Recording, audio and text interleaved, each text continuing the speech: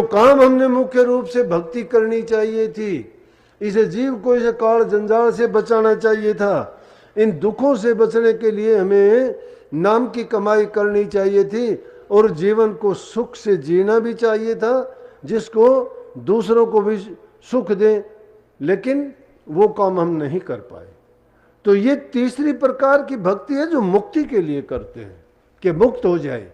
लेकिन मुक्ति मुफ्ती है नहीं, और मुक्ति खाने की धार, जो चाहो मुक्ति को तो कर सतगुरु से प्यार।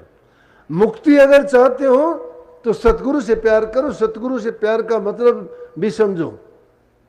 सतगुरु से प्यार का मतलब है जिससे तुम प्यार करोगे उसकी बात को मानोगे।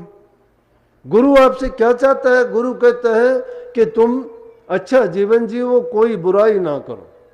तीन ही प्रकार से इंसान कर्म करता है, तीनों प्रकार से आपको पवित्र होने के लिए उपदेश करता है।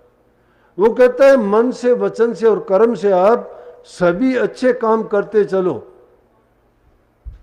सभी अच्छे काम करोगे, भक्ति करना कठिन है ही नहीं। घर में रह के आप जो भक्ति कर सकते हैं वो जंगल में जाके नहीं कर सकते।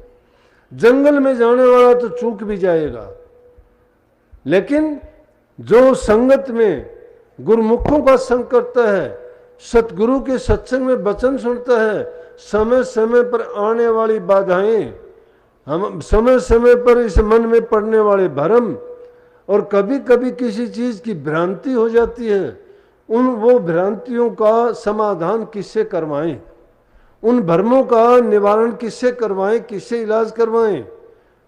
वहां कोई नहीं होता। लेकिन अगर संगति में जाते हैं, सत्संगों में जाते हैं, गुरु के वचन और जो उपदेश होते हैं वो सब की जितने मन में विचार, ख्याल, सवाल होते हैं सबका जवाब देते हैं। सबका जवाब उनको मिल जाता है, पूछने के लिए बात नहीं रह जाती।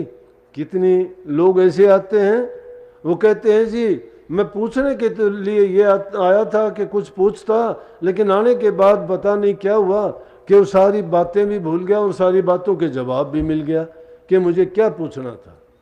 इसलिए संतों का संग की ये एक संत की पहचान भी बताता हूं कि जिस संत से तुम्हारे सभी मन के प्रश्नों के उत्तर मिल जाएं और सब तुम्हारे भ्रम दूर हो जाए, तो समझो कि वो संत पूर्ण संत है।